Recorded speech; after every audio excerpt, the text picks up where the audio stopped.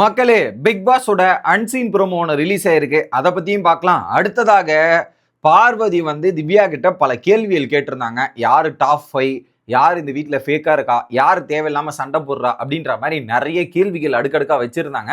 அந்த கேள்விகளுக்கு திவ்யா என்ன பதில் சொன்னாங்க அப்படின்ற ஒரு முழு விவரத்தையும் பார்க்க போறோம். ஸோ கரண்ட் லைவ் அப்டேட் என்னன்னா, டாஸ்க்குக்கான அறிவிப்பு வந்திருக்குது. ஸோ அதை அடுத்த வீடியோவில் பார்ப்போம். சேனலுக்கு புதுசாக இருந்தீங்கன்னா சப்ஸ்கிரைப் பண்ணிடுங்க. வீடியோ பார்க்குற அனைவருமே மறக்காம லைக்கும் ஐப்பும் பண்ணீங்கன்னா அந்த வீடியோ பல பேருக்கு போய் சேர்ந்துடும். அந்த உதவியை பண்ண மாதிரி கேட்டுக்கொள்கிறேன். இப்போ கண்டென்ட்டுக்குள்ளே போயிடலாம். ஸோ ஃபஸ்ட்டு ப்ரோமோ, அன்சீன் ப்ரோமோவில் என்னன்னா, ஒரு பக்கம் நியூ இயர் செலிப்ரேஷன், எல்லாருக்கும் புத்த ஆடைகள் வந்திருக்குது. அது மட்டும் இல்லாமல் விஜய் சேதுபதி கிட்ட இருந்து அந்த சாப்பாடு வீக்கெண்டில் கேட்டிருந்தாங்களே, அந்த சாப்பாடு ஐட்டம் எல்லாமே டின்னர் செட்டப் கார்டன் ஏரியாவில் பயங்கரமாக பண்ணி ஒரு 30 பாட்டுகள் போட்டிருக்காங்க. ஸோ 30 பாட்டுகள் போட்டு எல்லாரும் வைப் டான்ஸ் மோடில் இன்னைக்கு களைகட்டப்படுது நைட்டு பிக் பாஸ் வீடு. அதெல்லாம் முடிச்சதுக்கு முன்னாடியா இல்லை அதுக்கு பின்னாடியான்னு தெரில. ஸோ பிக் பாஸ் கேட்குறாரு, நியூ இயர் ரெசல்யூஷன் என்ன அப்படின்றத ஒவ்வொரு ஹவுஸ் மேட்சாக கேட்குறாரு. அப்போ விக்ரம் சொல்கிறாரு, கால்குலேட்டிவ் ரிஸ்க் எடுத்து புஷ் பண்ணணும் பவுண்டரிஸை, இன்னும் கொஞ்சம் நிறைய புஷ் பண்ணணும்னு நினைக்கிறேன் அப்படின்ற மாதிரி விக்ரமோட ரெசல்யூஷன். வினோத் என் குடும்பம் குழந்தைகள் கூட நல்லா டைம் ஸ்பெண்ட் பண்ணணும், அதிகமாக டைம் ஸ்பெண்ட் பண்ணணுன்ற மாதிரி சொல்கிறாரு. நல்லா மனசையா அப்படின்ற ஒரு ஃபீல் இருக்குது. அடுத்து பார்வதி, எழுத்து, கலரி, நடிப்பு, இதர விஷயங்கள் அப்படின்ற மாதிரி தமிழ் அந்த ஒரு வழியில் போகணும் அப்படின்ற மாதிரி சொல்லியிருக்காங்க. இதுதான் அந்த ப்ரோமோவில் இருக்குது. பட் ட்ரெஸ்ஸு காஸ்டியூம்ஸ்லாம் பயங்கரமாக இருக்குங்க. வேற மாதிரி அடிப்பொலி. அதில் வேற அங்கே மலையாளத்தில் பேசி கொண்டு இருந்தார்கள், அதனால் அடிப்பொலி அப்படின்றத சொல்லிக்கிட்டு அன்சீன் ப்ரோமோ அப்படியே தள்ளிடுவோம். லைவ். ஸோ லைவ்ல என்ன பண்ணிட்டாங்க, ஸோ வினோத் திவ்யா கிட்ட யார் யார் தேவையில்லாமல் சண்டை போடுறாங்க அப்படின்றத சொல்லுங்கன்னும் போது, ஃபர்ஸ்ட் திவ்யா வேற யாரு, பார்வதி தான். ஸோ இங்கே ஒருத்தவங்களுக்கு பிரச்சனை இருந்ததுன்னா பார்வதி நடுவில் அதை கொளுத்தி போட்டு அப்படியே ஓரமாக போயிட்டு அந்த பீன் பேக்கை போட்டு வேடிக்கை பார்த்தமான்னு இருக்கிறத விட்டுட்டு, அவங்க மைண்டு கொஞ்சம் இதுவாக இருந்ததுன்னா சைலண்டாக வேடிக்கை பார்ப்பாங்க. மைண்டு சரியில்லைன்னா அப்படியே நேரம் இப்படி ஒரு பாமை போட்டு அப்படியே எரி மூட்டிட்டு போகிறது. ஸோ இது ரொம்ப மென்டலி டயர்டாக இருந்தால் சைலண்டாக இருப்பாங்க. இல்லைனா ஏதாவது ஒன்று பெருசு பண்ணணும்னு நினச்சிக்கிட்டே இருப்பாங்க. இதுதான் பார்வதியோட வேலை. இது தெரியாமல் நான் போய் பல இடத்துல நான் மாட்டிக்கிட்டு முழிச்சிட்டு இருக்கேன். பட் என் வீட்டில் சொன்னதுக்கு அப்புறம் எப்படி, எங்க வீட்டில் சொன்னதுக்கு அப்புறம் நான் உஷாராயிட்டேன். ஆஹா, பார்வதி அக்கா இப்படிதான் வேலையை பார்க்குறாங்களா அப்படின்றது நம்ம தெரிஞ்சதுக்கு அப்புறம் நான் இப்போ கொஞ்சம் கேர்ஃபுல்லாக இந்த மாதிரிலாம் இருந்துட்டு இருக்கேன். அது வீட்டில் சொல்லாத வரையும் எனக்கு தெரியாது. பட் இப்போ தெரிஞ்சிருக்கு, கொளுத்தி போடும் பார்வதி, கொளுத்தல் அப்படின்ற மாதிரி செஞ்சு விட்டாங்க திவ்யா. அதுவும் ஸ்ட்ரெயிட்டா உன் ஃபேஸ்லேயே சொல்றேன் பார்வதின்ற மாதிரி ஸ்ட்ரெயிட்டா சொன்னதெல்லாம் அற்புதம். அடுத்து வினோத் ஸோ மொத்த ஹவுஸ்மே சாண்ட்ரா வெர்சஸ் மொத்த ஹவுஸ் மேட்ச்ன்ற மாதிரி போயிட்டு இருந்தது. கரெக்டா இல்லையா? அதுல போயிட்டு வினோத், நான் போய் ஒரு கேள்வி கேட்கிறேன், ஆமா இல்லைன்னு சொல்லிட்டாவே முடிஞ்சு போச்சு. அதுக்கு நான் போய் கேட்ட கேள்விக்கு நான் கேள்வி கேட்கறேன்ற மாதிரி வினோத் அங்க ட்ரிகர் ஆயிட்டார்.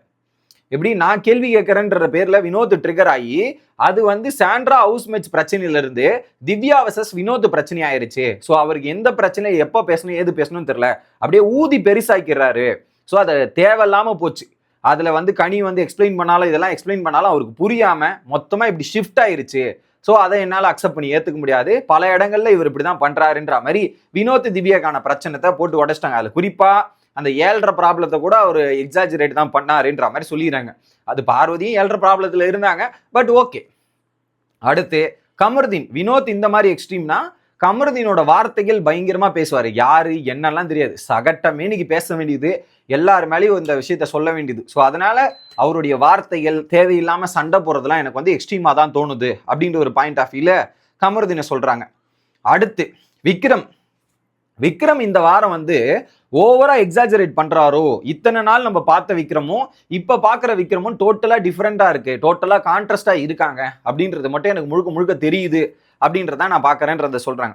உடனே பார்வதி என்ன சொல்றாங்கன்னா, கேம் ஸ்லோ டவுன் பண்றதுக்காக தாட் வந்திருக்கும் போல, அந்த ரீசனுக்காக இவன் பண்றானா அப்படின்ற மாதிரி யோசிக்க தோணுதுன்னும் போது இவங்க சொல்லிடுறாங்க, இல்ல ஒய்ஃப் சொல்லிட்டு போயிருப்பாங்க, அந்த சொல்லிட்டு கேட்டதுக்காக எல்லாரையும் கேட்கணும், ஏதாவது பண்ணணுன்ற மாதிரி அவர் ரியாக்ட் பண்றாரோன்ற ஃபீல் எனக்கு வருதுங்க அப்படின்றத ஓப்பனா போட்டு உடைக்கிறாங்க. ஓகே. ஸோ இதுல ஆல்ரெடி விக்ரம் மேல பல சந்தேகங்கள் வச்சிருந்தாங்க பார்வதி. இப்போ என்னன்னா, ஒவ்வொருத்தர்கிட்ட போயிட்டு இந்த ஒப்பீனியனை கேட்டு, ஏன்னா சாண்ட்ரா என்ன ஒப்பீனியன் வச்சிருக்காங்கன்னு தெரியும்.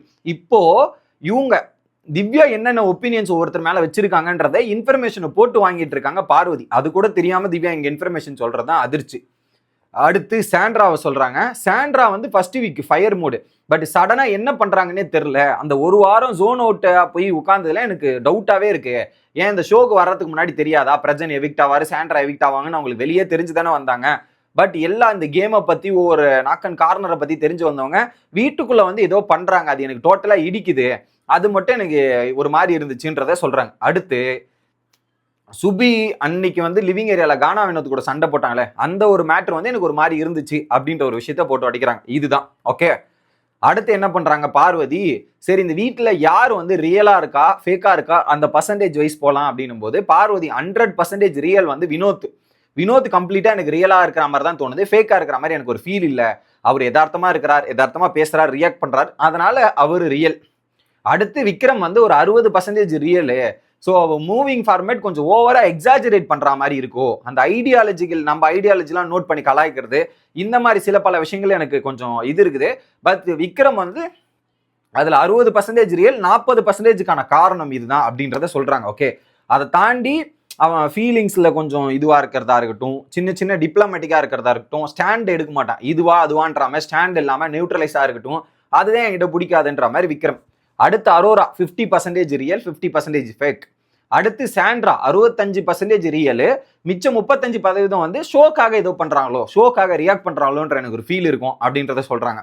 சபரியும் 50% தான், இன்னும் புரியல அவனுடைய நேச்சரே இதுதானா இதுவா அப்படின்ற மாதிரி என்னால கேம்ல புரிஞ்சிக்கவே முடியல சபரி அப்படின்ற ஒரு விஷயத்தையும் சொல்றாங்க. ஓகே, அடுத்து உடனே திவ்யா என்ன சொல்றாங்க, என்னால ப்ரிடிக்ட்லாம் பண்ண முடியாது, க்ளோஸா இருந்த சாண்ட்ராவே அடுத்த வாரம் இந்த மாதிரிலாம் மாறும்போது நான் எப்படி அது வந்து ரியல்னு நம்புவேன், ஸோ அதுவே என்னால் நம்பிக்க முடியாது, எனக்கு டவுட் தான்றத திவ்யா ஓப்பனா சொல்லிடுறாங்க.